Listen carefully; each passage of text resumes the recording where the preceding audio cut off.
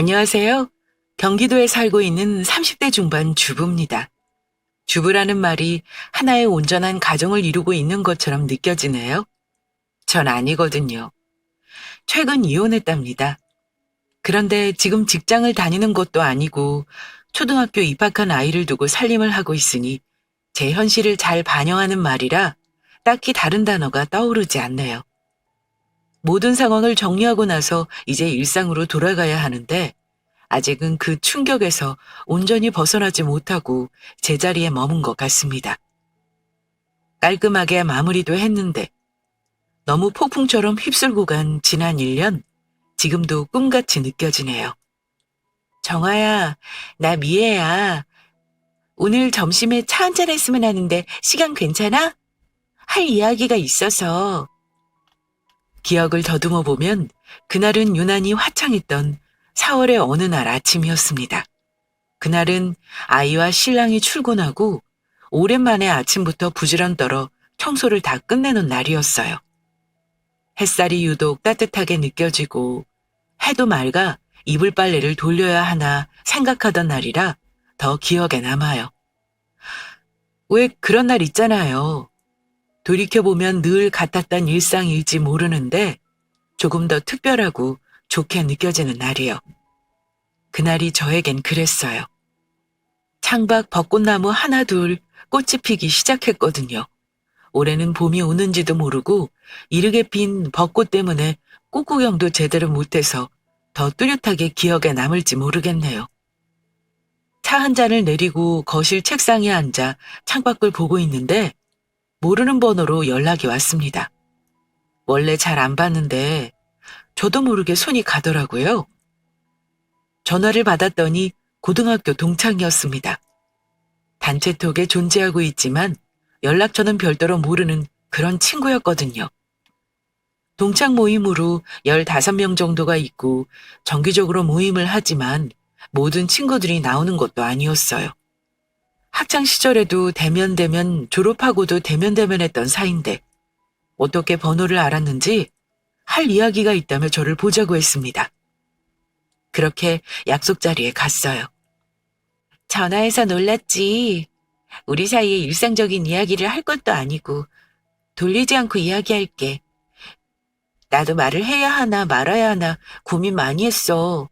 그런데 앞으로 동창 모임에서 얼굴 계속 볼 거니까 하는 게 나을 것 같아서.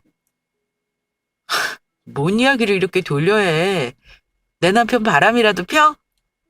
너 알고 있었어? 네 남편 바람 피는 거? 동창은 저보다 먼저 약속 장소에 나와 있었습니다. 긴장했는지 벌써 음료를 시키고 반 이상을 마셨더라고요. 저는 익숙한 듯 얼굴을 모르는 사이도 아니니 동창생을 바라보고 앞에 앉았어요. 동창은 제가 앉자마자 별다르게 주문도 안 했는데 이야기를 시작했습니다. 계속 얼굴을 볼 사이라 어쨌든 언지를 주는 게 맞는 것 같다고요. 저도 모르게 이 상황이 익숙했습니다. TV나 영화가 아니더라도 썰TV 사연에서 들었던 것 같았거든요. 꼭 남편이 바람이라도 폈을 때 지인들이 그 사실을 알려주는 상황 말이에요.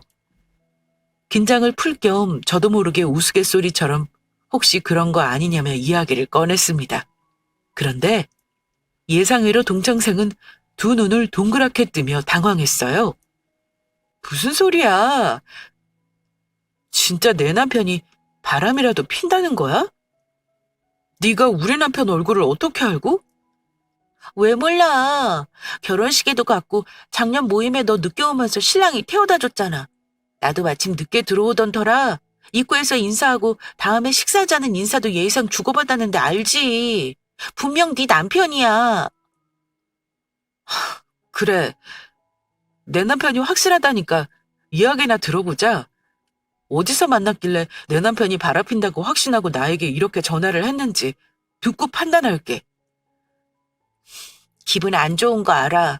그런데 한두 번이 아니야. 지난 6개월 동안 내가 본 것만 5번이 넘어.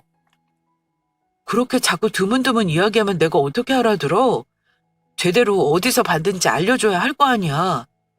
골프장에서 봤어. 매번 같은 멤버로 오는데 여자 둘, 남자 둘, 자세 알려준다고 터치하는 거나 행동, 그 어느 걸 보더라도 깊은 사이라는 건 의심할 수 없어. 처음엔 두루뭉실하게 알 수 없는 말을 해댔어요.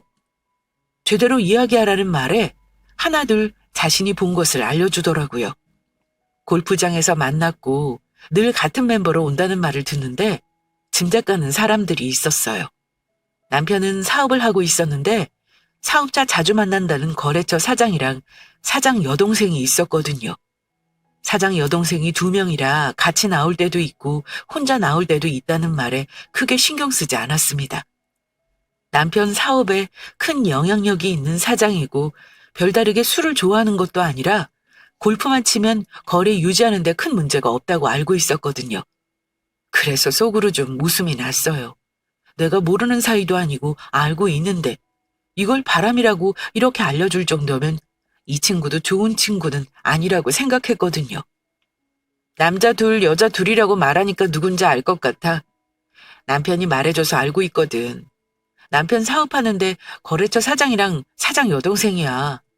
여동생이 2명이라 여동생이 둘 다 나올 때도 있고 아닐 때도 있다는데 네가 봤을 땐 동생이 둘 다 나왔을 때인가 보다. 내 걱정해줘서 고마운데 골프장 오가면서 지나치는 걸로 바람이라 단정 짓고 이렇게 말하는 건 좀 성급했다. 이야기 끝난 것 같으니 먼저 가봐도 되지? 잠깐만. 기분 나빴다면 미안해. 내가 말주변이 없어 말을 이상하게 전해진 것 같아. 내가 하는 말 먼저 말했어야 했는데. 나 남편 회사 일이 힘들어져서 골프장 캐디래. 그냥 골프장 가면 스쳐 만난 거 아니야. 매번 라운딩할 때 캐디 따라다니면서 옆에서 하는 이야기 다 듣고 내 눈으로 본 것만 전하는 거야. 기분 나쁜 자리라 생각하고 먼저 일어나려는 절 다급하게 붙잡는 동창생의 말에 저는 다시 자리에 앉고 말았습니다. 다리에 힘이 풀리듯 저도 모르게 앉게 되었으니 주저앉았다는 표현이 더 정확할 것 같아요. 다리에 스르르 힘이 풀리더니 머릿속 회로가 잠시 끊긴 것 같았습니다. 내가 지금 무슨 소리를 들었지? 이 친구가 뭐라고 하는 거지? 골프장 캐디? 친구가 저에게 전하는 말과 그동안 남편에게 들었던 말들이 오버랩되어 머릿속을 어지럽혔어요. 공통된 사항은 남자 둘, 여자 둘이라는 점이죠. 남편은 거래처 사장과 여동생이라 말했죠. 하지만 눈앞의 친구는 그들이 정상적인 관계는 아닌 것 같았다고 저에게 알려준 셈이죠. 사실을 말할까 말까 고민 많이 했어. 내가 골프장 캐디라는 거 누구한테도 알리기 싫었거든. 더군다나 너랑 친한 것도 아닌데 내가 이렇게까지 해야 하나 생각도 들었던 게 사실이야. 그런데 네 남편 담당 캐디를 나를 지명하고 나한테도 연락처 물어오는 거 보고 쉽게 끝날 건 아닐 것 같아서 알고는 있으라고. 결정은 네가 하는 거지만 알고 있는 거랑 나중에 모르고 당하는 거랑 충격 차이가 다르니까. 이런 말 전해서 미안해. 그런데 같은 여자로 더 이상 보고만 있을 순 없었어. 가만히 앉아 동창이 하는 말을 찬찬히 듣고 있었습니다. 동창은 처음에 혹시 제 남편이 알아볼까 걱정했는데 잘 가려서인지 겉으로 보이는 눈과 목소리로 알아채지 못했다 했어요. 동창도 못 사는 형편이 아니라 워낙 골프를 오래 쳐와서 캐디로 일했을 때 손님들 반응이 좋았다고 덧붙이네요. 그래서 지명으로 자주 오는 팀들만 전담했는데 그중 남편이 속한 남자 둘, 여자 둘 팀도 있었다고요. 처음 한두 번 왔을 땐 바람 피는 것 같았어도 자신과 상관없는 일이라 신경 끄려고 했답니다. 다른 팀보다 팁을 넉넉히 주니 안 한다고 하기도 그랬고요. 그런데 그 팁에 다른 의미가 숨어 있다는 걸 알게 되니 더 이상 지나칠 수 없었대요. 캐디가 있어도 과감한 행동들을 그 여자와 한다는 이야기를 들으니 세상에 믿을 놈 하나 없다 싶었습니다. 그렇게 전 동창에게 남편 사진이랑 대화 내용을 녹음해 보내줄 수 있냐고 부탁했어요. 동창은 처음에 꺼려했어요. 그러려고 말한 건 아니라면서요. 하지만 전 동창 말대로 내가 나중에 앉아서 당하지 않으려면 증거가 필요하지 않냐고 동창을 설득했습니다. 저에게 거래처라고 당당히 밝히는 남편. 그것도 모자라 라운딩 도는 사이 캐디 동창에게 수작 거는 남편. 언젠가 꼬리가 길어 잡을 날이 올 거라 생각했기 때문이에요. 그땐 제대로 밟아주리라 복수의 칼날을 갈고 있었습니다. 동창을 만나고 집으로 갔어요. 아파트 입구에 들어섰는데 구급대가 도착하고 분위기가 어수선하더라고요. 코로나도 아직 끝난 시기도 아니었고 어르신도 많이 사는 연수가 오래된 동네라 그럴 수 있다고 생각하고 지나쳐 제가 살고 있는 라인으로 걸어가고 있었어요. 아, 아빠? 무슨 일이에요? 왜 이런 거예요? 누가 말 좀 해줘요. 가족 드십니까? 쓰러졌다는 연락을 받고 왔습니다. 응급실로 가야 하니 땡땡병원 응급실로 와주세요. 스쳐 지나가려던 찰나 구급대원 들것에 실려가는 사람 옷이 낯익었습니다. 자연스레 옷을 따라 얼굴을 봤는데 소스라치게 놀랐어요. 아빠였거든요. 창백해진 표정으로 핏기가 없는 얼굴을 얕은 숨을 겨우 쉬며 힘없이 들것에 실려 있었어요. 바쁘게 움직이는 구급대원들 사이로 비집고 들어가며 다급하게 물었습니다. 무슨 일이냐고요. 구급대원은 지하 주차장에서 주차를 하고 나오는 아빠가 쓰러졌다는 연락을 받고 출동했다고 말했어요. 순찰을 돌고 계신 경비원 아저씨가 발견하고 소방대에 신고했더라고요. 심근경색이 온 것 같고 심폐소생술을 하긴 했지만 심장 박동 소리가 강하지 않아 빠르게 병원으로 이송해야 한댔어요. 근처 대학병원으로 오라는 말을 남기고 구급대는 사이렌 소리를 울리며 아파트 정문을 신속하게 빠져나갔습니다. 당황한 전 집으로 가던 길을 돌려 아파트 입구로 뛰어갔어요. 차를 몰 정신도 없이 택시를 타고 아빠를 뒤따라가야겠다고 생각했죠. 그게 따뜻한 온기가 남아있는 아빠 모습을 마지막으로 본 날이었습니다. 빠르게 뒤따라갔는데 응급실에 도착해서 본 아빠는 하얀 천으로 머리 끝까지 덮고 계셨거든요. 처음 보는 순간인데 낯설지 않았어요. 이미 영화나 드라마에서 익혀본 장면이라 직감할 수 있었죠. 아빠가 돌아가셨구나. 머릿속으론 상황이 받아들여지고 알겠는데 다른 한편으론 믿기 어려웠어요. 왜? 갑자기. 어제 저녁에도 말짱하셨는데. 같은 아파트 단지에 살아서 오가며 얼굴도 보고 살갑게 지내는 부녀였습니다. 그래서 이 상황이 더 믿겨지지 않았어요. 사인은 심장마비로 골든타임을 놓친 게 원인이었죠. 지하 주차장에 쓰러진 후 빠르게 연락을 했지만 시간이 아슬아슬했대요. 제가 봤을 때 희미하게 아빠 심장이 뛰던 게 전부였던 거예요.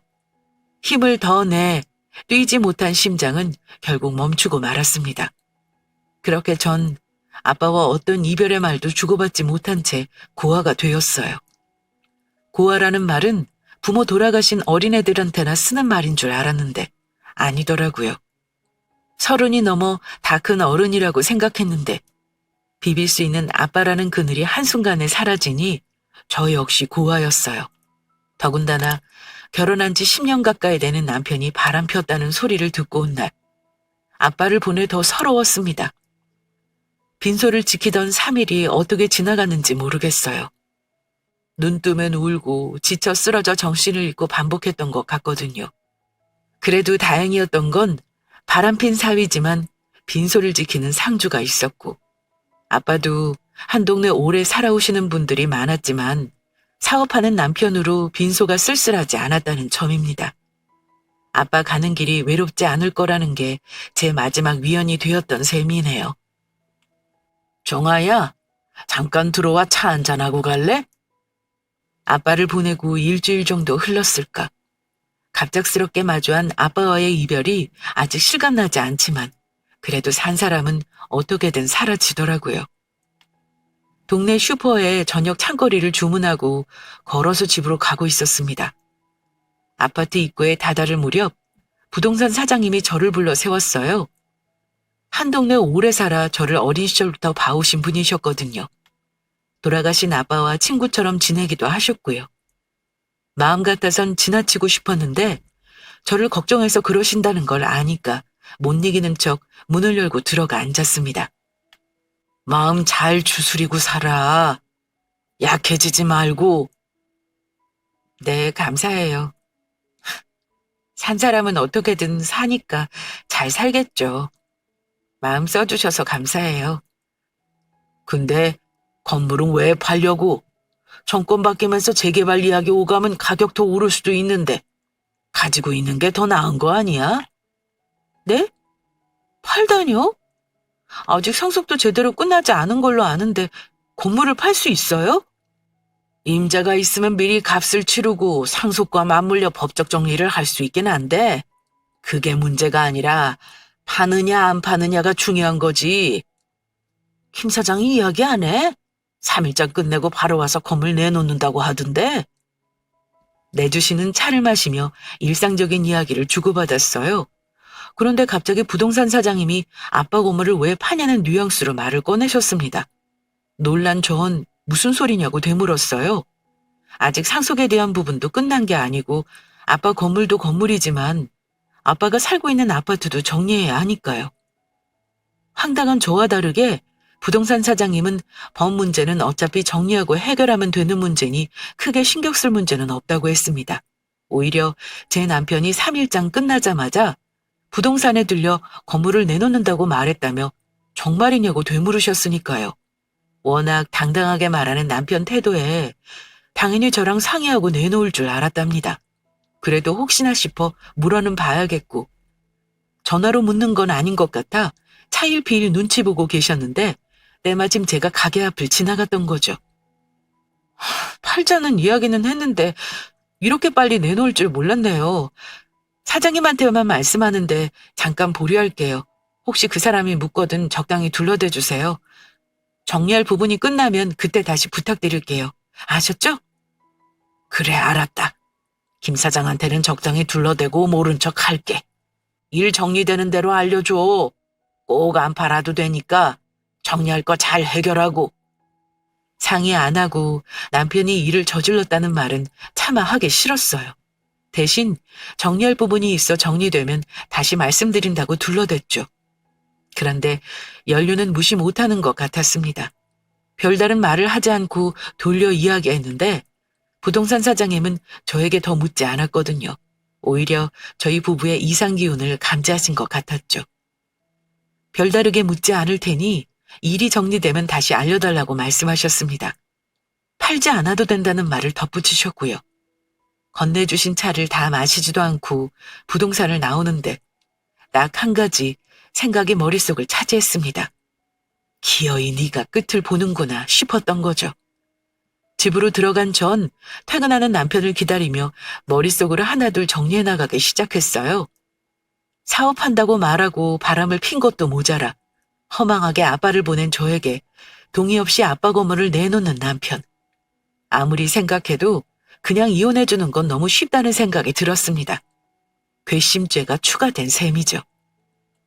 오늘 장 보고 들어오는 길에 부동산 최 사장님 만났어. 그래? 그럼 이야기 들었겠네.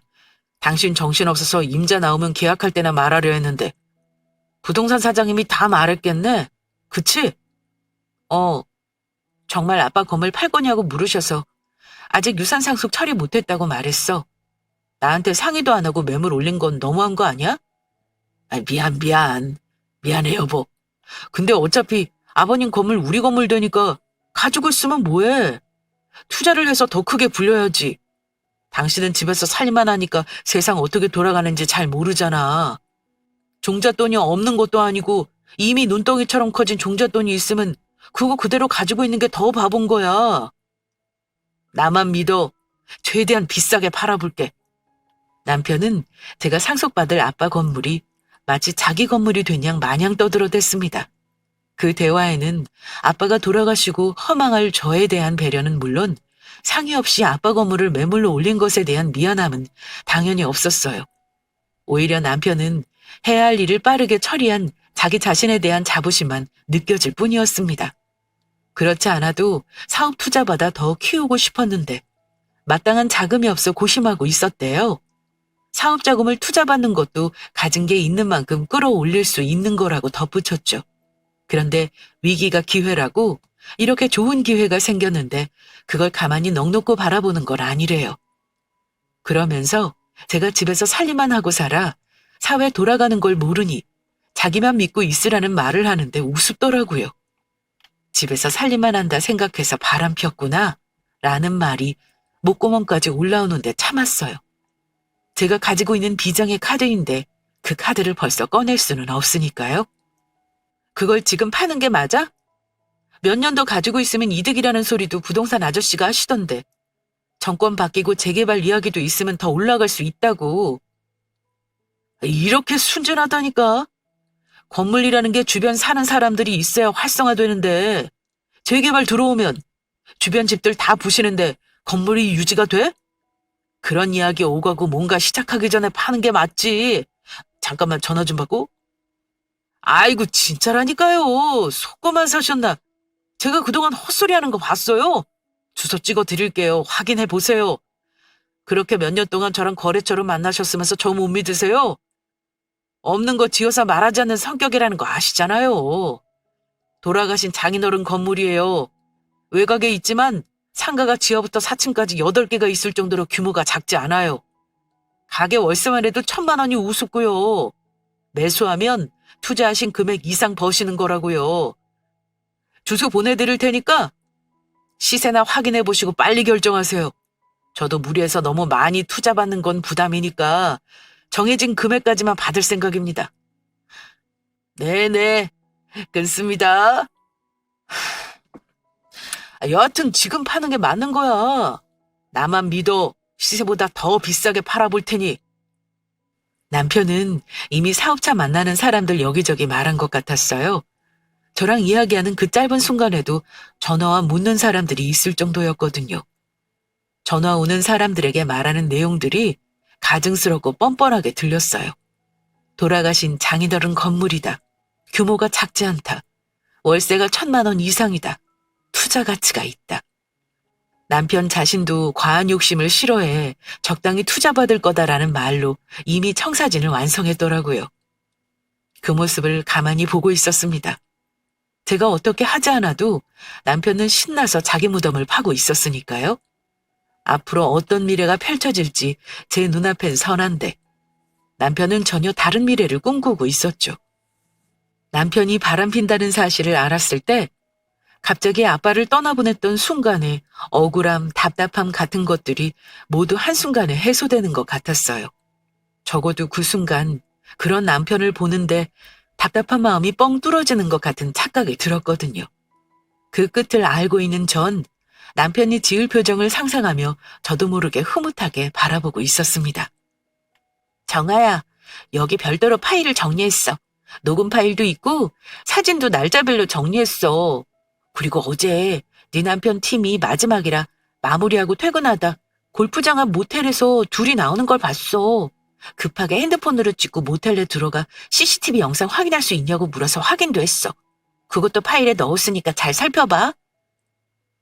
고마워. 생각지도 못했는데 네가 너무 자세하게 증거를 정리해줘서 내가 별들에게 할 건 없을 것 같아. 내가 어떻게 보상하면 될까? 보상은 무슨, 뭘 바라고 한 것도 아니고 잘하려고 애쓴 것도 아니야. 눈에 보이니까 한 거고 모텔은 너에게 연락한 게 먼저였는데 아버님 돌아가시고 정신 없을 거 아니까 전화하게 그랬어. 혹시라도 부부 사이 입증할 수 있냐고 물으면 어떡하지? 혹시라도 그러면 그때 연락해야지 생각하고 들어갔는데 너무 순순히 CCTV 보여주더라고. 생각해보니 나간 네 남편 인적사항도 모르는데 부부라고 입증하고 말고 하는 것도 웃기지 싶더라. 나쁜 생각하지 말고 나랑 종종 밥도 먹고 차도 마시자. 나 사실 골프 캐디 일한 지 2년 넘었는데 친정엄마한테도 말 못하겠더라. 그래서 남편도 모르고 아무도 몰라. 딱 너만 알지. 그래도 터놓고 말할 때 있다는 게 편해. 나도 그랬으면 좋겠어. 뭐 비교하고 자시고 하는 것도 웃기지만 세상에 비밀 하나 터놓을 사람 있다는 생각으로 지냈으면 좋겠다고. 참 신기했습니다. 우정이라는 건 오랫동안 알고 지낸 사람들끼리 생기는 감정이라고 생각했거든요. 처음 제 일이 걱정된다며 같은 여자로서 연락을 줬던 동창. 친하지 않는데 이렇게 발벗고 나서는 게 고맙기도 하고 미안하기도 한 전 어떻게라도 보상하고 싶다는 속마음을 내비추었습니다. 어색하게 웃던 친구는 평생 비밀 터놓는 친구 생긴 걸로 퉁치자고 했어요. 친하게 지내자는 말보다 더 진심으로 와닿았습니다. 저 역시도 친정아빠 돌아가시고 남편이 아빠 유산 매물로 내놓았다는 소리 어디 가서 못하지 싶었어요. 더군다나 바람까지 피는 상황에서 그런 행동을 보였다는 건 더 이상 저를 배우자로 생각하지 않는다는 뜻일 수도 있으니까요. 평생을 함께한다고 믿었던 남편에게 배신당하고 든든한 버팀목인 아빠마저 먼저 하늘나라에 보냈던 저에게 동창은 든든한 지원군이 되는 걸 마다하지 않았습니다. 제 입장을 헤아려주고 제가 불편하지 않게 마음을 추스르도록 배려해주는 그 마음이 느껴졌어요. 그래도 저도 모르게 마음속으로 앞으로 이 동창생에게 잘해야겠다고 생각했습니다. 자기야 바빠? 건물을 매수하겠다는 사람이 나타났어. 부동산 최 사장님만 믿고 있을 수는 없어서 내가 주변 사람들 수소문해서 찾았거든? 자기야 놀라지 마. 부동산 최 사장님이 팔아주겠다고 말했던 가격보다 무려 1억 2천만 원이나 더 높게 사겠다는 사람을 찾았어. 나 잘했지. 오늘 오후에 계약하자 해서 최 사장님 부동산에서 만나기로 했거든. 그래도 아버님이랑 워낙 친분이 있으셔서 오래 알고 지내셨으니 계약서라도 그곳에서 쓰려고. 시간 괜찮지? 이따 3시까지 늦지 않게 오면 돼. 알았지? 동창에게 남편이 바람피는 증거를 받고 며칠이 지났는지 모르겠어요. 중요한 건 남편이 아빠 건물을 팔겠다고 나선 지 한 달이 채 되지 않았다는 점입니다. 어떻게든 팔고 싶어서 안달이 났는지 빠르게 매수인을 찾았더라고요. 사업을 확장하기 위해 여기저기 투자금도 많이 끌어온 것 같았어요. 그래서 더 빠르게 건물을 팔고 사업 자금을 확보하고 싶었던 것 같습니다.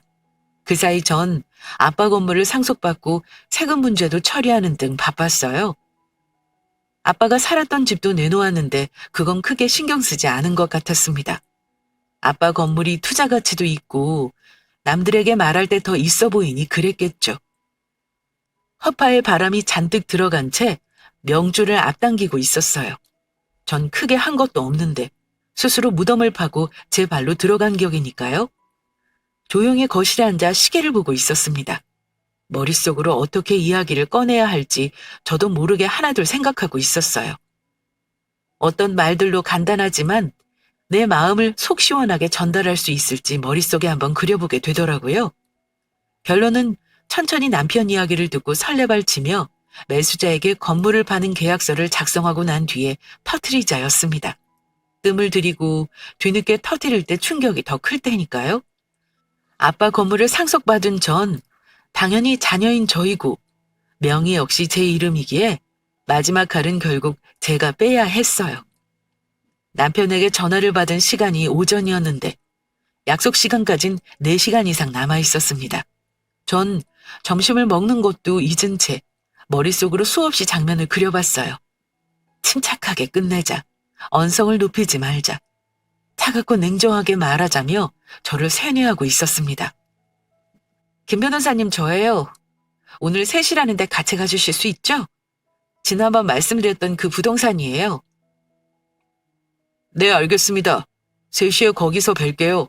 혹시 모르니까 필요한 서류도 챙겨가겠습니다. 담당 변호사에게 전화했어요.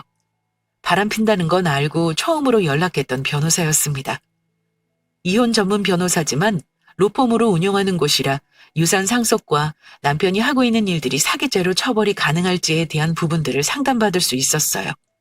아직 명확하게 서류로 정리된 건 없지만 적어도 저 혼자 가서 말하는 것보다 담당 변호사를 옆에 두고 말을 전하는 게 더 확실한 효과가 있을 거라고 생각했습니다. 어떤 희망의 끈도 잡을 수 없게 만들고 싶었어요. 혹시 모를 빌미를 만들어 얕잡아 보일 수 없다는 생각에 할 수 있는 만발의 준비는 다 한 것 같네요. 이렇게 빈틈없이 준비하게 된 배경에는 남편의 말도 있었습니다. 제가 주부라서 세상 물정 모른다는 말. 그 말이 가슴에 꽂혔거든요. 부부라서 모르니까 딴 여자랑 그렇게 모텔을 드나들었는지 묻고 싶었습니다. 주부라 모른다고 생각하니까 아빠 유산을 네 맘대로 파내내 모내해도 된다고 생각하는지 따지고 싶었어요. 하지만 모두 소용없다는 걸 너무나 잘 알았습니다.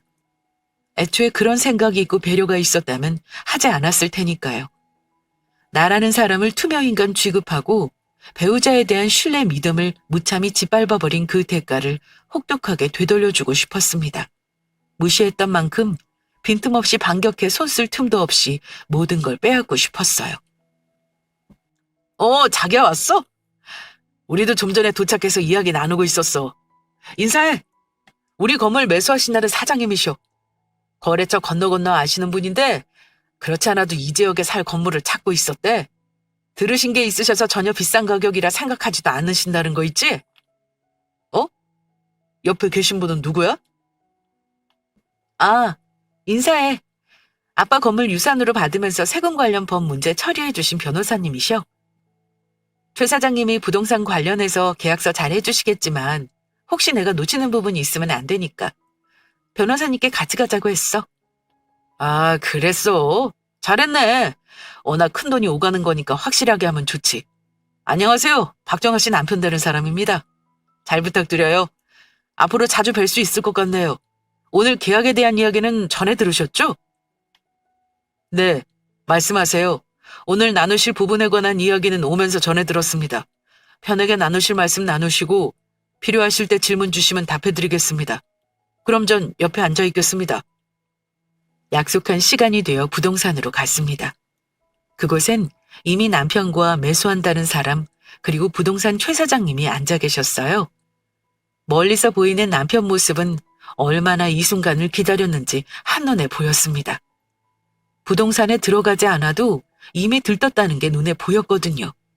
아니나 다를까 부동산 문을 열고 들어가자 한 걸음의 입구까지 제 마중을 나왔습니다. 그렇지 않아도 방금 왔다는 둥, 시세보다 기꺼이 비싸게 사는 이유가 있다는 둥, 제가 묻지도 않는 말을 미주알고주알하게 바빴죠. 그러다 시선은 이내 제 옆에서 멈췄습니다. 처음 보는 웬 남자가 저를 따라 부동산 안으로 들어왔기 때문이에요. 눈치껏 제 일행이라는 걸 알아챈 듯 누구냐고 먼저 물어왔습니다. 저는 사실대로 말했어요. 실제로 아빠 유산 상속에 대한 법적 문제를 처리해 주셨거든요. 물론 우리 이혼에도 도움을 주고 계신다는 말은 쑥 뺐지만요. 남편은 정말 흡족해했습니다.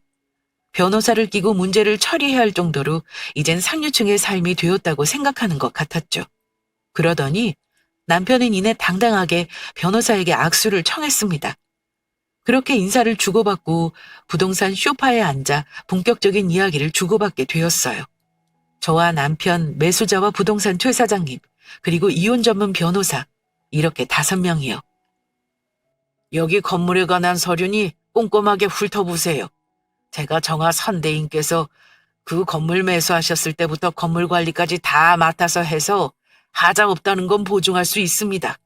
그래도 혹시 모르니 꼼꼼하게 훑어보시고 여기에 사인하시면 될 것 같습니다. 네, 대충 훑어봤습니다. 워낙 오랫동안 한 건물 보셨으니까 하자 없는 건 너무 잘 아실 테고 이렇게 변호사까지 대동해 오실 정도면 법적 문제도 걱정 없을 것 같습니다. 이렇게 진행하는 걸로 하죠. 그렇죠. 잘 생각하셨습니다. 뭐 중간에 사고 팔고 했다면 문제 있겠지만 저희 장인어른이 이 건물만 15년 넘게 소유하셔서 서류를 보더라도 문제 없는 건 이미 충분히 아실 것 같아요. 이렇게 변호사까지 대동했으니 두말하면 잔소리죠. 자기야 뭐해? 어서 여기 사인하지 않고. 그 전에 확인할 서류가 하나 더 있어. 변호사님, 준비해 오신 서류 지금 보여주실 수 있죠?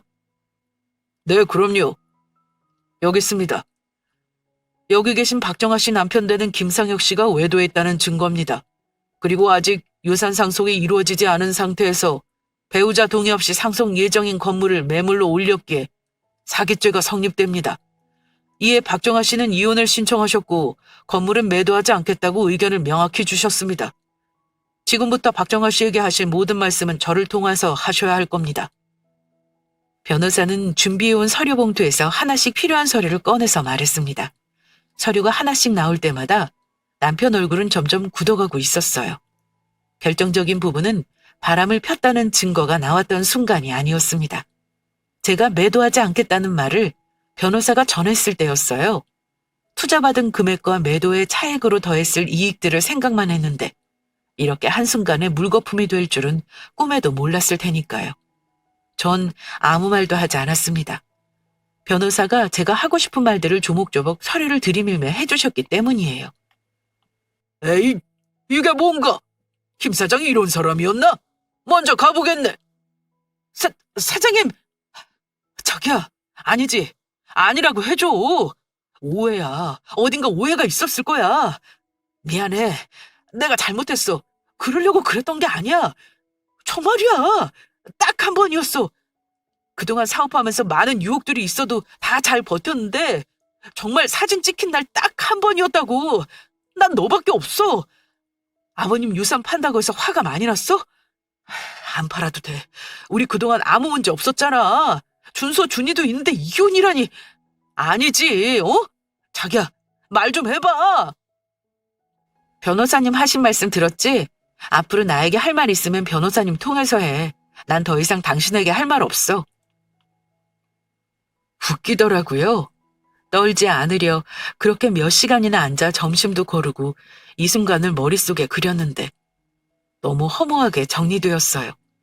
제 대신 제 입장을 잘 전해준 변호사님, 그리고 그 말을 전해 듣고 사색이 된 얼굴로 벌벌 떨며 저에게 비일고 또 비는 남편을 보는데 너란 인간 그릇이 그 정도였구나 싶은 느낌이 들었어요.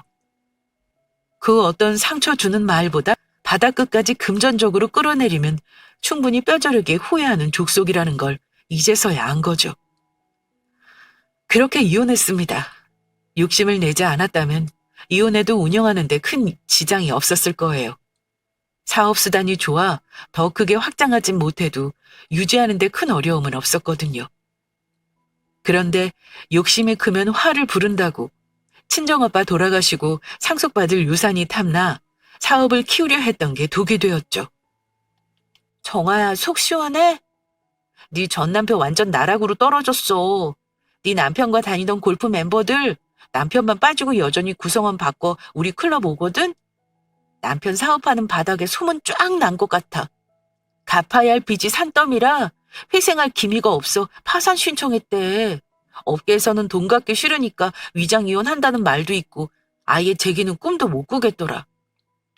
모든 걸 정리하고 모든 게 변했는데 늘 같은 일상처럼 아이들은 학교에 보내고 커피 한 잔을 내려 거실에 앉았어요.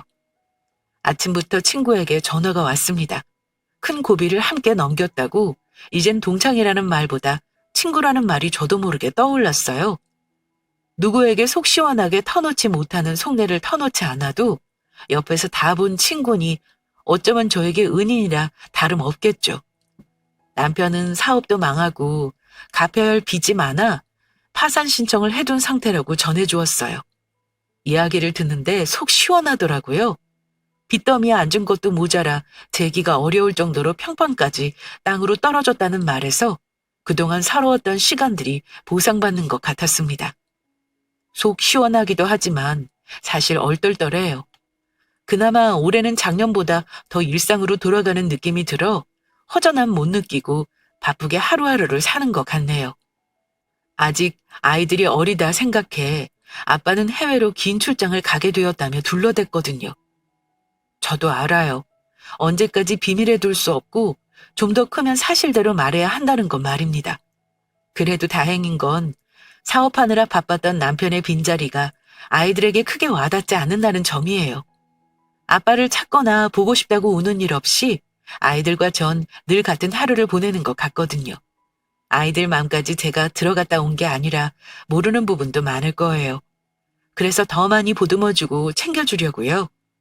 이혼했지만 다행히 아빠가 남겨준 유산이 있어 아이들과 지내는데 아무 걱정 없다는 게 저에겐 큰 위안입니다.